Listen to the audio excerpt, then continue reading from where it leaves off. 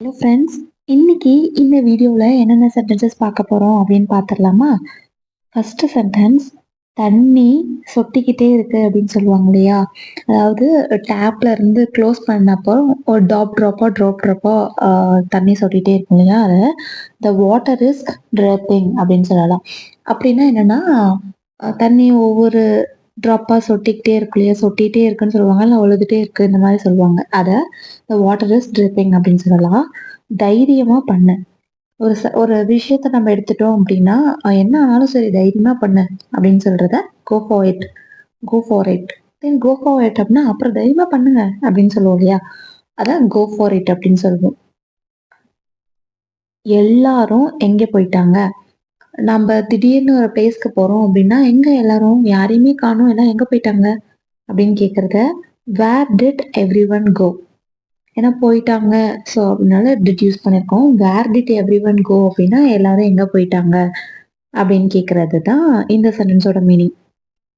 உறுதியாக ஒரு முடிவு எடு. உறுதியா ஒரு முடிவெடு. என்ன ஆனாலும் சரி. தைரியமா எடு, உறுதியா எடு. முன்னாடி பார்த்தோம் இல்லையா, தைரியமா பண்ணு அப்படிங்கிறத கோ ஃபார் சொல்லுவோம். உறுதியா ஒரு முடிவெடு அப்படிங்கிறத டேக் எ ஸ்டாண்ட் அப்படின்னு சொல்லலாம். அதோட எக்ஸாக்ட் மீனிங் என்னன்னா, உறுதியா இருக்கிறதுன்னு சொல்லுவோம் இல்லையா? அதனால டேக் அ ஸ்டாண்ட் அப்படின்னு சொல்லுவோம். டீ ஆறுது. வந்து டீ குடிப்பாரு. டீ குடி. பாரு இங்க டீ எப்படி ஆறிட்டு இருக்கு. உன் டீ ஆறுது, வந்து டீ குடி அப்படின்னு சொல்லுவாங்க இல்லையா? அதை your tea is getting gold.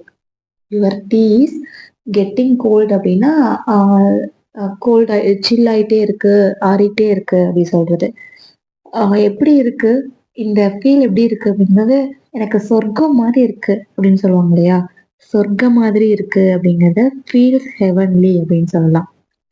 Feels heavenly அப்படின்னா சொர்க்கமா இருக்கு, சொர்க்கம் மாதிரி இருக்கு, இந்த மாதிரி சொல்றத ஃபீல்ஸ் ஹெவன்லி அப்படின்னு சொல்லுவோம். ஃபீல்ஸ் ஹெவன்லி அப்படின்னு சொல்றது. இன்னும் இதுல இருந்து வெளியே வரல. நான் இன்னும் இதுல இருந்து வெளியில வரல. எனக்கு நடந்தது பெரிய ப்ராப்ளம். ஸோ நான் இன்னும் இதுல இருந்து வெளியில வரல.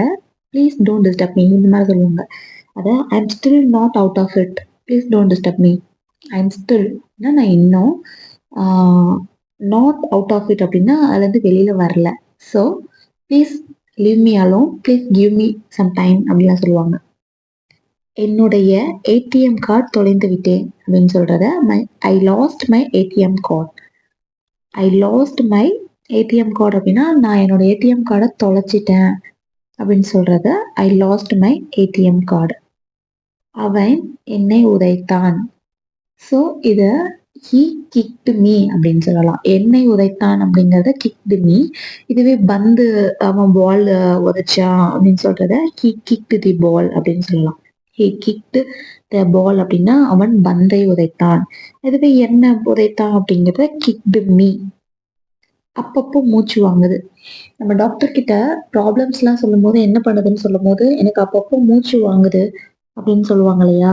ஸோ அந்த அப்பப்போ மூச்சு வாங்குது அப்படிங்கிறத I experience shortness of breath sometime. எக்ஸ்பீரியன்ஸ்னா நான் ஃபீல் பண்ணுறேன். ஷார்ட்னஸ் ஆஃப் பிரீத்னா மூச்சு வாங்குறது அப்பப்போ. ஓகேங்களா? சம்டைம்னா அப்பப்போ. இன்னைக்கு பார்த்த சென்டென்சஸ் ரொம்ப ரொம்ப யூஸ்ஃபுல்லான சென்டென்சஸ் தான். இந்த மாதிரி நிறைய தெரிஞ்சுக்கணும் அப்படின்னா கண்டிப்பாக சேனலை சப்ஸ்கிரைப் பண்ணி பக்கத்தில் இருக்க ஆல்ங்கிற பெல் ஐக்கான் கிளிக் பண்ணிக்கோங்க.